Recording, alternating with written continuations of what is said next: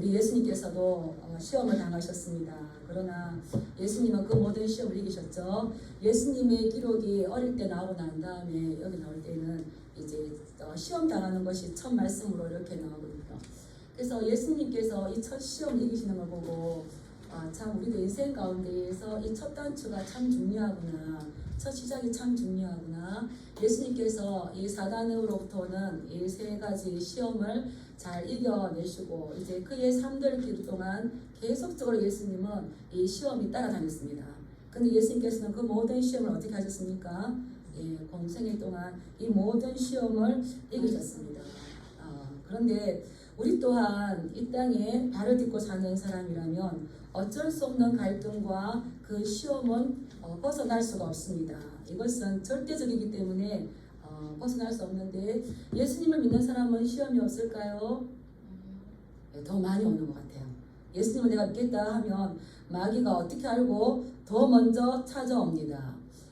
그러나 이 어려운 시험을 어떻게 이기느냐에 따라서 우리의 신앙에 진보가 있을 것인지 또 그 진가가 드러나기에 합당한데요.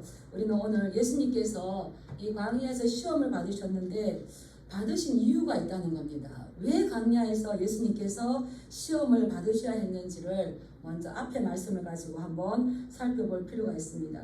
3장에서 보면 예수님께서 이제 등장하시기 전에 세례 요한이 광야에서 회개하라 천국이 가까웠느니라.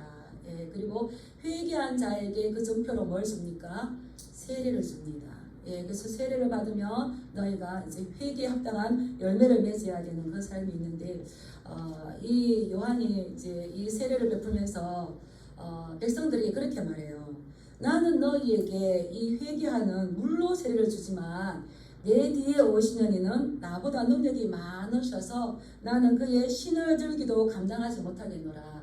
나는 여러분들에게 물로 세례를 주지만 내 뒤에 오시는 분은 능력이 너무 많아서 나는 그분의 신을 들기도 어려울 정도로 그러하다. 그분은 오시면 성령과 불로 너희에게 세례를 베푸실 것이고 그분은 또한 손에 키를 들고 자기의 타작마당을 정하게 하시고 알곡은 모아 곳간에 들이시고 죽쟁이는 꺼지지 않는 불에 태우시리라.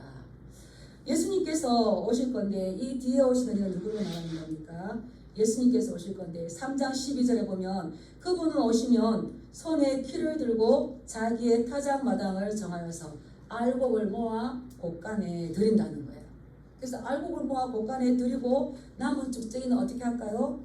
꺼지지 않는 불에 태운다는 거예요.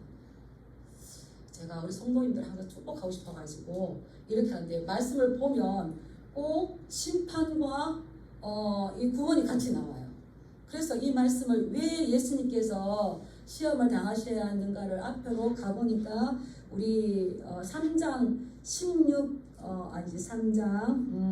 11절 12절 한번 읽어볼까요? 11절 우리 12절만 읽어보겠습니다. 시작. 손에 키를 들고 자기의 타작마당을 정하게 하사 알곡을 모아 곳간에 들이고 죽정이는 꺼지지 않는 불에 태우시리라. 그분이 내 뒤에 오시는 그분이 오시면 이러한 꺼지지 않는 불, 영원한 불에 흰나에 넣을 것이다. 이것은 예수님께서 어떤 분으로 오신다는 겁니까? 이 땅에 오실 때에 심판주로 오신다는 거죠. 내 뒤에 오시는 분은 나보다 능력이 많은데 그분은 심판주로 오실 것이라는 겁니다.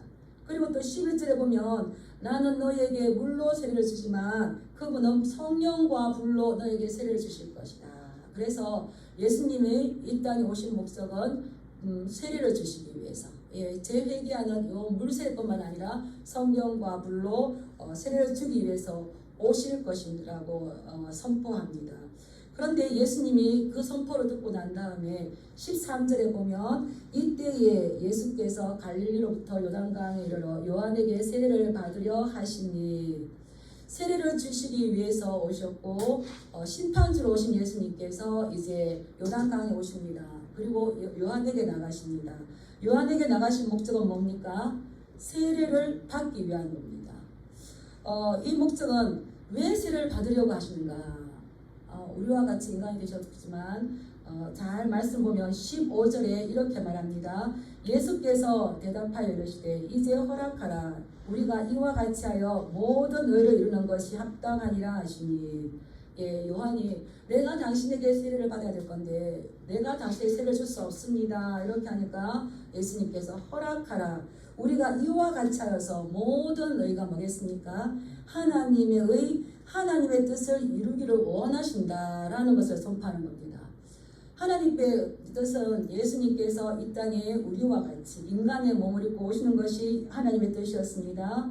예수님께서 우리와 같이 되셔서 우리를 그 죄에서 구원하시고 우리가 하나님의 자녀의 권세를 가지는 것이 하나님의 뜻이었습니다. 그렇다면 예수님께서 우리와 같이 오셨기 때문에 세례를 주실 분이지만 세례 받으실 아무런 이유가 없는 분이신데 어떻습니까? 우리와 같이 되셨기 때문에 세례를 받으셨다는 겁니다.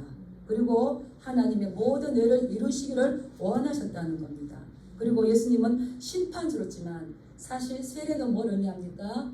나의 옛 사는 죽고 새 사람이 되었다는 거죠. 새로운 생명으로 들어갔다는 거죠. 새로운 시대에 들어갔다는 겁니다. 이것은 내가 심판받았다는 겁니다. 우리 예수님은 세례받으실 이유도 없으시지만 사람이 회개하고 세례받아야 될 그 세례를 받으셨고 심판주로 오셨지만 우리가 받아야 될 모든 심판을 먼저 다 받아주셨습니다.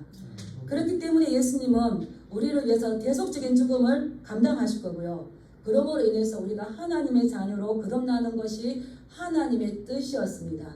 이것을 이루시기 위해서 예수님은 하나님의 뜻에 전적으로 어떻게 하신 겁니까? 순종하신 겁니다. 순종하시길 축복합니다. 그래서 이렇게 철저하게 자기를 낮추시고 인간의 몸으로 오셨지만 하나님의 아들이신 그 예수님께서 요한에게 세례를 받으시는 그 순종함을 보였을 때에 마침내 하늘이 열리고 하나님의 성령이 비둘기같이 내리며 거기에서 큰 음성이 들렸습니다. 우리 17절 말씀 한번 읽어볼까요? 17절 3장 17절 시작. 하늘로부터 소리가 있어 말씀하시되 이는 내 사랑하는 아들이요 내 기뻐하는 자라 하시니라. 그때의 모든 비밀이 열리는 거예요. 이 예수는 사람의 아들이 아니라 하나님께서 사랑하는 아들이고 하나님의 기뻐하는 자라는 것이 이제 알려집니다. 이렇게 알려졌기 때문에 예수님께서 이제 공생의 사역을 하러 가시면 될까요? 4장부터는 그게 아니라고 말합니다. 하나님의 사랑하는 아들, 하나님의 기뻐하는 아들로 인정되었으면 이제 네가 정말 하나님의 사랑받는 아들인지 하나님의 사랑하는 하나님이 기뻐하는 아들인지 그 시험을 통해서 뭘 해라는 겁니까? 입증을 하라는 거죠. 입증을 하는 거죠. 우리도 하나님의 구원받은 백성이 좀 있습니다. 우리가 예수 믿었다고 그냥 다 힘이 있는 건 아니죠. 그 믿고 말씀을 받았으면 하나님 우리에게 네가 하나님의 자녀라는 그것을 입증하라고 합니다. 무엇을 입증해야 될까요? 따라서 순종함으로. 말씀에 순종함으로 내가 구원받은 백성임을 드러내야 한다. 예, 그래서 내가 구원받은 백성으로 하나님의 삶을 신실함과 그리스도에 대한 충성심을 입증해야 되는 겁니다. 그래서 요한계시록 2장 10절에서 뭐라 그랬습니까? 죽도록 충성하라. 그리하면 내가 생명의 간을 너에게 줄 것이다. 그냥 구원받은 자로 끝나는 것이 아니라 너의 삶을 신실함을 예수 그리스도에 대한 충성을 입증했을 때에 죽도록 죽음 앞에서라도 너는 신실하게 너는 충성되게 너의 믿음을 입증했을 때에 너에게 생명의 간을 줄 것이라고 요한계시록 우리가 말씀하고 있습니다. 그래서 예수님께서는 하나님의 아들로 인정을 받았지만 그것을 신실하게 충성심을 드러내야 했기 때문에 광야에서 시험을 받으신 것입니다. 근데 제가 이 말씀을 보다가 예수님께서 신명기 말씀으로 6장 8장 말씀으로 마귀를 이렇게 이기시는 것을 보고 신기했어요. 다른 말씀도 아니시고 시편 말씀을 많이 인용하셨는데 왜 신명기 말씀이었을까 이랬는데 제가 이렇게 보다가 정말 놀라운 걸 발견했어요. 우리도 하나님의 아들이시고 예수님도 하나님의 아들이십니다. 구약시대 이스라엘 백성도 하나님의 백성이지만 하나님께서 이스라엘 백성들을 누구로 삼으셨을까요? 당신의 아들로. 나는 너의 하나님이 되고 너는 나의 백성이 되고 나는 너의 아버지가 되고 너는 나의 아들이 되고. 그래서 이스라엘 공동체 전체는 하나님의 아들이었습니다. 우리 예수님도 하나님의 아들이었습니다. 근데 신명기에서 이미 예수님 하나님께서는 이스라엘 백성들을 가르치시고 시험하셨던 그 모든 것들이 예수님께서 당하실 그 시험을 미리 하셨어요. 그래서 예수님께서 당하신 시험을 어느 날 갑자기 사단이 준 게 아니라 이스라엘 공동체가 당하였던 그 시험, 이스라엘 공동체는 그런데 그 시험에 실패했습니다. 그 시험에 실패한 그것을 가지고 다시 예수님을 공격하는 것을 보고 깜짝 놀랐습니다. 그래서 예수님께서 당하신 이 시험 이 세 가지와 신명기에 나오는 이 세 가지가 공통점이 있는데요. 신명기는 굉장히 중요한 책입니다. 구약에서. 돌아가셔서 신명기를 많이 읽어보시기 바랍니다. 그래서 신명기의 공식은 뭡니까? 말씀에 순종하면 복입니다. 복과 복 받고 평화롭기를 축복합니다. 그러려면 뭐에 순종해야 되겠습니까? 말씀. 어떤 말씀요? 기록된 말씀. 그래서 이 모세가 가나안 땅에 들어갈 그 이스라엘 백성들에게 이미 그들이 받은 말씀을 가지고 다시 모압 평지에서 이들을 가르치고 교육합니다. 그래서 이 신명기가 모세의 세 편의 설교지 않습니까? 핵심 요지는 뭡니까? 너희가 가나안 땅에 들어가서 부와 축복을 누리며 평화롭게 살기를 원한다면 지금부터 선포되는 하나님의 말씀을 귀담아 듣고 요단강을 건너가서 그 땅에 정착하면 너희가 들은 말씀대로 행하며 말씀대로 살아라. 그리하면 너희가 그 땅에 가서 평안을 누리고 부를 누리고 축복을 누릴 것이다 라는 것입니다. 그렇다면 이스라엘 백성들은 어떻게 해야 할까요? 모세가 선포하는 하나님의 말씀을 잘 들을 뿐만 아니라 그것을 새겨서 기억해야 했습니다. 왜 그렇습니까? 하나님의 말씀을 들었는데 기억하지 못하면 실천으로 옮길 수가 없는 것입니다. 이스라엘 백성들은 말씀을 기억하지 못하는 것은 곧 불충성이고요, 불순종입니다. 우리를 가게 하고 멈추게 하는 건 우리가 뭐겠습니까? 기록된 하나님의 말씀을 기억했을 때에 우리가 멈추기도 하고 가기도 하지 않습니까? 그러나 반면에 하나님의 말씀을 잘 듣고 기억한다는 것은 곧 순종을 의미합니다. 하나님의 말씀 항상 깨어있으시고 축복합니다. 그렇게 하려면 먼저 해야 할 것은 하나님께서 주시는 이 말씀을 들을 때에 말씀 앞에 겸손한 것입니다. 그래서 너희가 그 땅에 들어가면 너희가 지킬 것 지키고 그 삶을 살았을 때에 하나님께서 반드시 너에게 평화와 부와 축복을 주실 것이다. 그래서 신명기에 보면은 기억하라, 기억하라, remember 굉장히 많이 나와요. 우리는 하나님의 말씀을 정말 마음판에 새겨서 때로는 우리가 문자를 말씀을 기록하여서 우리가 계속 묵상하고 또 암송하기도 하고 그 말씀을 또 되새김질하면서 그 말씀을 사랑해야 될 줄 믿습니다. 그래서 예수님도 그러셨잖아요. 말씀을 듣고 깨달았느냐. 듣는 것만 중요한 것이 아니라 그 말씀을 듣고 깨달아야 될 겁니다. 예배에 나오시기 전에 오늘 선포되는 말씀을 듣는 걸로 끝나지 않고 깨닫는 데까지 나아가며 깨닫는 데서 끝나지 않고 그 삶을 실천적으로 살 수 있도록 인도하여 주시옵소서 기도하시기 바랍니다. 그랬을 때의 부와 축복과 평화와 안전을 허락하신다는 거죠. 그래서 예수님께서 먼저 첫 번째 문제, 이 먹는 것의 문제를 이스라엘 백성들은 먼저 시험을 당했어요. 그래서 이 이스라엘 백성들이 모세가 주는 그 말씀으로 하나님의 백성은 빵으로만 살지 않는다는 것을 배우기 위해서 배고픔의 시험을 당했습니다. 그래서 신명기 8장 1절부터 10절 말씀 우리 같이 한번 읽어볼까요? PPT 한번 보여주세요. 없어요? 네. 우리가 잘 아는 말씀이에요. 같이 한번 읽어보겠습니다. 시작. 내가 오늘 명하는 모든 명령을 너희는 지켜야 하라. 그리하면 너희가 살고 번성하고 여호와께서 너희 조상들에게 맹세하신 땅에 들어가서 그것을 차지하리라. 내 하나님 여호와께서 이 40년 동안에 내게 광야 길을 걷게 하신 것을 기억하라. 이는 너를 낮추시며 너를 시험하사 내 마음이 어떠한지 그 명령을 지키는지 지키지 않는지 알려 하심이라. 너를 낮추시며 너를 줄이게 하시며 또 너도 알지 못하며 내 조상들도 알지 못하던 만나를 내게 먹이신 것은 사람이 떡으로만 사는 것이 아니요 여호와의 입에서 나오는 모든 말씀으로 사는 줄을 내가 알게 하려 함이니라. 이 40년 동안에 내 의복이 헤어지지 아니하였고 내 발이 부르트지 아니하였느니라. 아멘. 하나님께서 너를 낮추시고 너를 줄이게 하시는 것은 내 조상들도 알지 못하던 만나를 먹이신 것은 사람이 떡으로만 사는 것이 아니라 하나님의 말씀으로 순종했을 때에 이 모든 것들을 주신다는 것을 너희로 하여금 알게 하기 위하신 것이다. 그래서 예수님께서 먹는 것의 문제를 시험 당하기 전에 이미 하나님의 백성 이스라엘은 그 시험을 먼저 겪었습니다. 그러나 그들은 실패했죠. 그들이 40년 동안에 내 의복이 헤어지지 아니하였고 내 발이 붙지 아니하였느니라. 그러고 해서 10절 말씀을 보면 네가 먹어서 배부르고 내 하나님 여호와께서 옥토를 내게 주셨으므로 말미암아 그를 찬송할 것이다. 하나님의 우리 향한 마음은 네가 먹어서 배부르면서 네가 하나님을 찬송하고 나는 너 안에 너는 나 안에 이 아름다운 교제를 누리는 것이 하나님의 뜻이고 우리를 향한 하나님의 계획이었습니다. 근데 이스라엘 백성들은 여기에 실패했다고 그랬죠.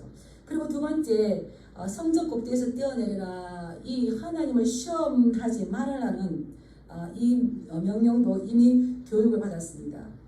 하나님은 이스라엘 백성들에게 하나님을 시험하지 말라고 했어요.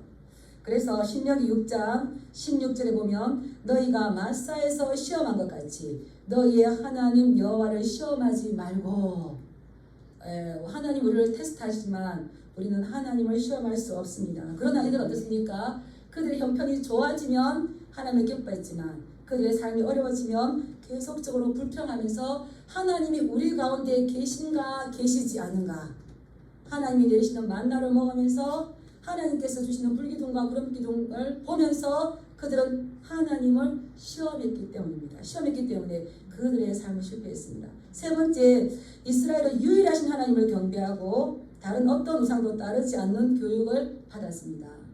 천하만국에 보여주면서 나에게 엎드려 경배하면 내가 이 모든 것을 줄 것이다. 그런데 이미 이스라엘은 하나님 외에 다른 신을 섬기서는 안 된다는 걸 배웠죠. 우리가 잘 아는 신명기 6장 쇠마 말씀입니다. 이스라엘 아들아 우리 하나님 여호와는 오직 유일한 여호와이시니 너는 마음을 다하고 뜻을 다하고 힘을 다하여 내 하나님 여호와를 사랑하라.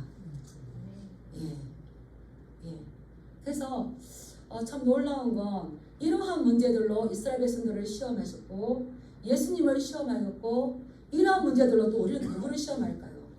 오늘날 우리도 이 시험에 노출되어 있다는 거죠. 그런데 이 마귀가 예수님을 시험하러 왔을 때에 내 사랑하는 아들이요 내 기뻐하는 자라 함을 입은 이 예수님은 이 시험을 어떻게 승리하셨는지 이제 배경을 가지고 살펴보도록 하겠습니다. 1절에 보면 이제 마가복음 마태복음 4장 1절로 오겠습니다. 1절에 보면 그때에 예수께서 성령에 이끌려 마귀에게 시험을 받으러 강야로 가사 하나님의 아들로 인정을 받았지만 이제 시험을 통해서 더 온전함을 하나님께 충성을 입증해야 된다고 했습니다. 그래서 이 예수님을 시험하기 위해서 강야로 들어가셨는데 누구에게 이끌렸다고 했습니까? 성령에게. 사단이 시험하는 것 같지만 사실은 이 시험을 주도하신 분은 성령님이시죠. 그래서 이스라엘 백성들이 40년 동안 광야에서 밤낮으로 40년 동안 생활했던 것처럼 예수님은 40일을 밤낮으로 금식하셨다고 했습니다. 이 금식 어떻습니까? 40일 동안 먹지 못하고 영적으로 싸우는 그런 기회였어요.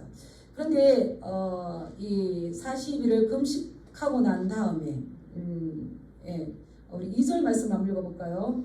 2절 시작. 40일을 밤낮으로 금식하신 뒤에 줄이신지라. 40일을 밤낮으로 금식하시고 난 다음에 줄이신 거. 아주 이 배고픔의 절정에 이르렀을 때에 극한 상황일 때에 사단이 예수님을 시험하러 옵니다. 우리 인간이 시험을 언제 당할까요? 극한 상황일 때에 내가 어려울 때에 그러한 상황에서 우리는 사단의 시험거리가 됐었다는 겁니다. 그때에 이 와서 사단이 뭐라 그럽니까? 시험하는 자, 사단 마귀죠. 네가 만일 하나님의 아들이어도 명하여 이 돌들로 떡덩이가 되게 하라. 그래서 이 시험하는 자는 이 돌을 빵으로 만들라는 건데 이것은 마귀의 속임이죠. 이 시험은 헤이라조 해서 유혹을 뜻하는 건데요. 이것은 악의를 가지고 악한 마음을 가지고 상대방이 악을 행하도록 하는 것입니다. 그리고 이것은 하나님의 뜻에 순종하지 못하도록 방해하는 것입니다. 결국은 어떻게 되겠습니까? 그 사람을 하나님 앞에서 파멸되게 만드는 거죠. 그래서 만일 네가 하나님의 아들이거든, 이 말은 하나님의 아들인 걸 의심하는 것이 아니라 네가 하나님의 아들이기 때문에 너 능력 있잖아. 너 하나님의 아들이잖아. 너에게 있는 능력을 하나님 앞에 순종하는 것을 사용하지 말고 일단 너를 위해서 빵을 만들어서 네가 먼저 너의 문제부터 해결하도록 하라고 하는 겁니다. 하나님께서 예수님에게 주신 능력은 어떤 하나님의 뜻을 모셔야겠습니까? 결국은 순종함으로 고난의 십자가를 지시고 대속의 제물이 되는 것이었습니다. 근데 너를 위해서 순종보다는 너의 문제 먼저 해결해라, 이 말은 어떤 겁니까? 하나님의 말씀에 순종하지 못하도록 하면서 자신의 그 신분을 남용하도록 시험하는 것입니다.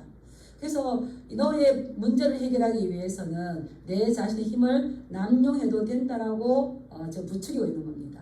그때 예수님께서 이렇게 말씀하십니다. 기록되었으되 사람이 떡으로만 살 것이 아니요 하나님의 입으로부터 나오는 모든 말씀으로 살 것이니라 하였느니라. 예수님은 사람에게 이 음식이 필요하다는 것을 부정하지 않으셨습니다. 우리 모두가 문제가 뭡니까? 어떻게 살고 무엇을 먹으며 살고, 우리 예수님도 배고픔의 고통을 겪었었기 때문에 우리 모든 사람들의 고통을 잘 아시는 분이십니다. 그런데 예수님의 말씀은 떡으로만 사는 것이 아니라고 했습니다. 그리고 하나님의 모든 말씀, 이것은 하나님께서 어떤 것을 원하시는지 우선순위를 바로 하는 것입니다. 그러한 배고프는 가정 가운데에서, 극한 상황 가운데에서 우리는 어떻게 했습니까? 인간의 연약함이라면 나의 필요를 위해서 가겠지만 예수님께서 그 상황 가운데에서도 하나님의 말씀을 기억하고 하나님의 신명기 말씀을 사용했다는 겁니다. 앞에서 말씀드린 것처럼 모세가 신명기 설교를 했을 때에 이스라엘 백성들이 듣고 그 말씀을 기억한다는 것은 순종을 의미하는 겁니다. 그런데 그 말씀을 기억하지 못한다는 것은 불순종을 의미하는 겁니다. 너무 놀라웠어요. 40일을 금식했는데 그 혼미한 가운데서도 하나님의 말씀을 기억하고 그 말씀을 가지고 도전장을 던질 수가 있답니다. 저를 키워주신 이춘진 목사님이 은퇴하시고 난 다음에 제주도로 가셨어요. 제주도로 가셔서 그 작은 오두막을 사시고 거기에 교회를 세우기 위해서 40일 금식 기도를 하셨어요. 어떻게 그걸 하셨어요? 하니까 이제 40일 가까울수록 이 심줄들이 피가 말라가는 것들, 이것들이 줄어가는 것들을 보여드려요. 그래서 생명의 위협이. 어제 그럼에도 불구하고 이제 그 성전 건축을 하셨는데 네가 먼저 너의 문제를 해결해야 되고 너의 먹는 문제를 해결하지 않으면 너는 굶어 죽는다. 그래서 너의 문제부터 해결하라. 이것은 사단이 하나님의 뜻을 이루지 못하도록 하는 거짓말인 것입니다. 이스라엘 백성들은 여기에 합격하지 못했다고 했습니다. 그들은 2달이 조금 지나고 난 다음에 하나님을 의심하고 하나님의 말씀에 순종하지 않았습니다. 그러나 놀라운 건 너의 의복이 헤어지지 아니하고 너의 신발이 붙어지 아니하고 너가 먹고 배불러서 하나님을 찬양하게 될 것이다. 이거 말씀하신 것처럼 한번 따라하겠습니다. 하나님께서는 우리 생존에 필요한 모든 것들을 다 채우시고 의식주 문제를 완전하게 해결해 주셨다. 너희가 너희 조상도 알지 못하던 만나를 먹이신 것은, 그래서 이들이 계속적으로 광야에서 훈련받은 것은 하나님을 신뢰하는 것, 극한 상황 가운데서도 하나님을 믿는 것, 극한 상황 가운데서도 하나님의 말씀에 순종하는 것, 이것을 훈련받았습니다. 우리에게도 또한 요구하십니다.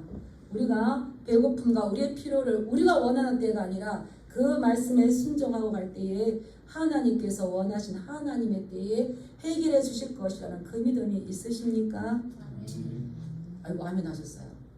그래서 너희는 먼저 우선권을 하나님의 뜻에 두었을 때, 순종하였을 때에 하나님께서 모든 것을 주실 것입니다. 그래서 예수님은 뭐라고 했습니까? 너희는 먼저 그의 나라와 그의 의를 구하라. 그리하면 이 모든 것들을 너희에게 더하여 주실 것이다.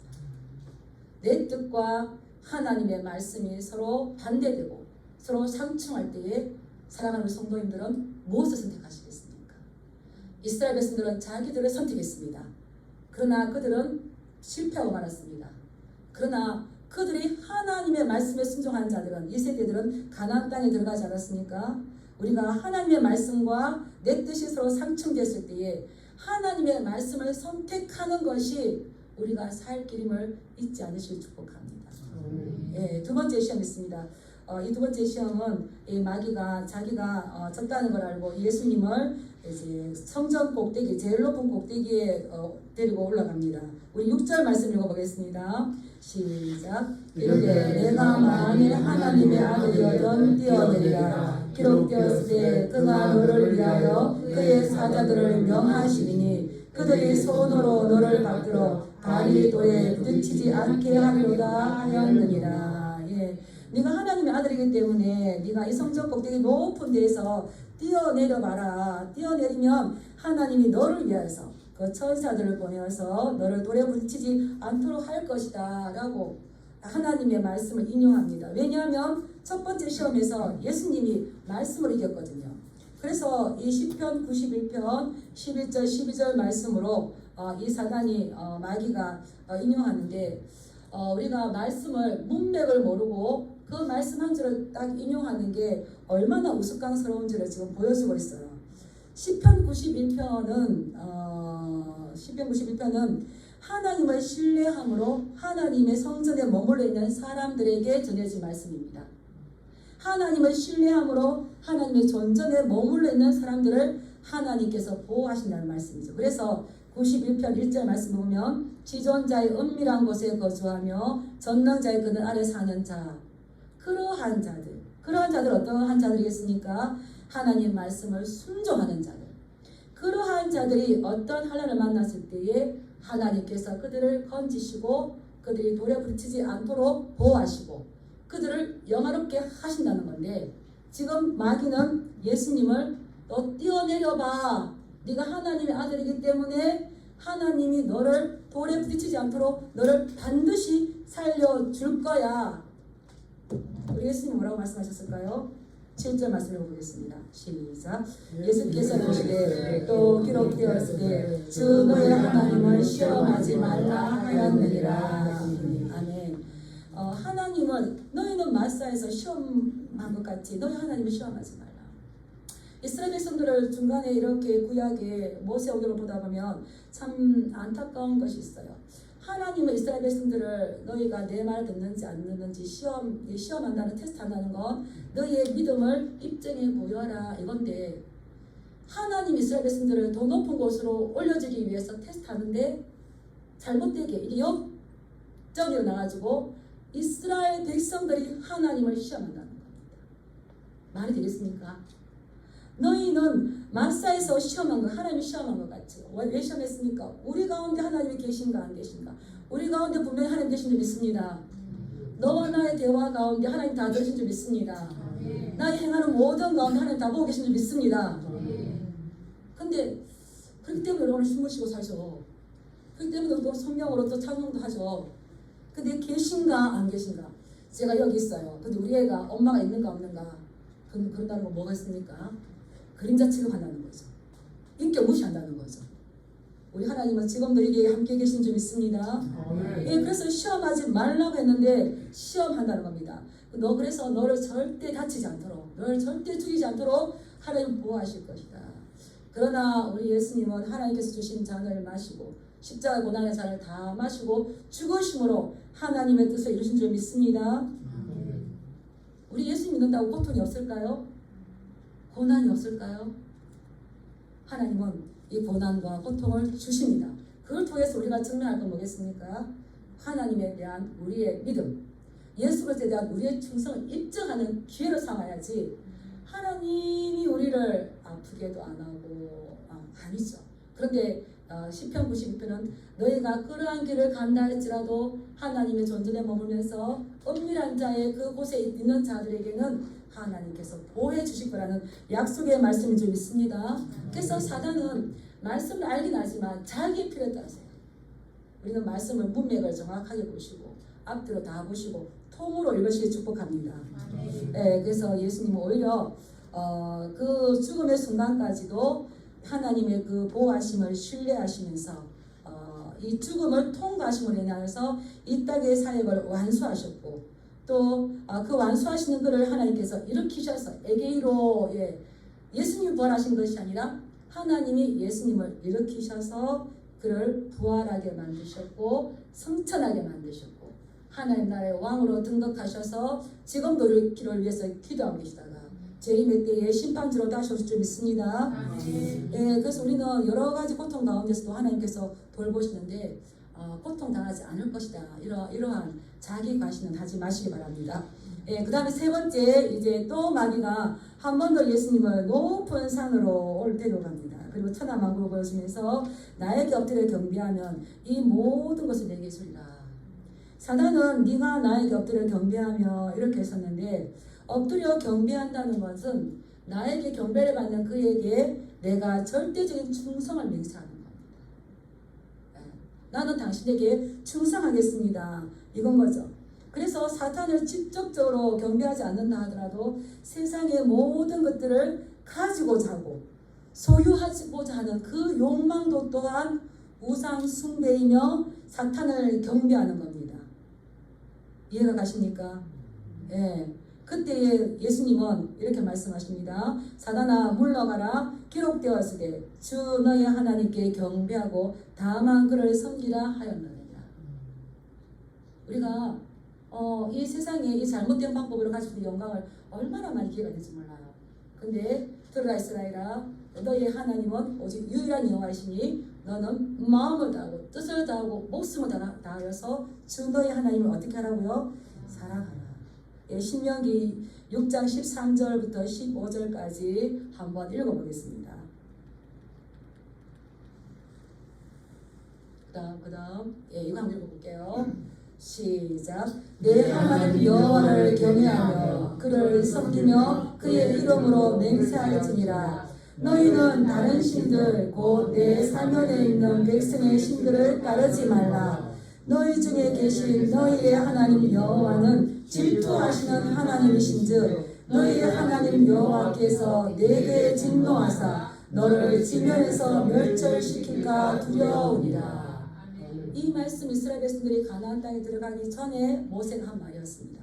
그러나 이스라엘 백성들은 가나안 땅에 들어갔습니다. 호세에서 이제 보면 너희가 수확이 더 많을수록 더 많은 주상을 만든다고 했어요. 너희는 다른 신들, 네 사면에 있는 백성들의 신들을 따르지 말라라고 했는데 그들은 더 많이 만들었죠. 예수님 하나님께서 뭐라 말씀하십니까? 제가 굉장히 좋아하는 말씀입니다. 우리 15절 보면 너희 중에 계신 너희 하나님 여호와는 질투하시는 하나님이시다. 우리 하나님은 자신을 드러내셨어요. 뭐 하는 하나님이라고요? 질투나게 하면 되겠습니까? 안 되겠습니까? 절대 안 됩니다. 질투하신 하나님이신즉 너희 하나님 여호와께서 내게 진노하사 너를 지면에서 멸절시킬까 두려우니라. 그래서 이스라엘 백성들 북이스라엘 남유다는 여기에서 실패하여서 북이스라엘은 아수르로 남유다는 바벨론으로 멸절을 당해버리고 말았습니다. 우리가 영광을 얻기도 좋지만 사단은 우리에게 네가 나에게 경배하며 엎드려 경배하며 잘못된 방식으로 영광을 얻도록 합니다. 그냥 이것은 누구를 경배하는 거라고 했습니까? 사탄을 경배하는 것입니다. 사단은 십자가를 회피하는 길을 선택하라고 말합니다. 그러나 우리 예수님께서는 오히려 더 적극적으로 고난받는 종으로 통하여서 그 십자가 고난과 죽음을 통하여서 하나님께서 주시는 찬란한 부활의 영광을 받으신 줄 믿습니다. 그래서 이제 사단아 물러가라 했을 때에 이 사단은 정확하게 물러가고 11절의 말씀을 보면 이에 마귀는 예수를 떠나고 천사들이 나와서 수종드니라. 마귀가 물러갔다는 것은 이제 이 치욕적인 이 후퇴를 했다는 것입니다. 근데 예수님의 공생애에 보면 마귀가 아예 물러갔습니까? 지속적으로 나오는데 이 보면 중요한 말씀.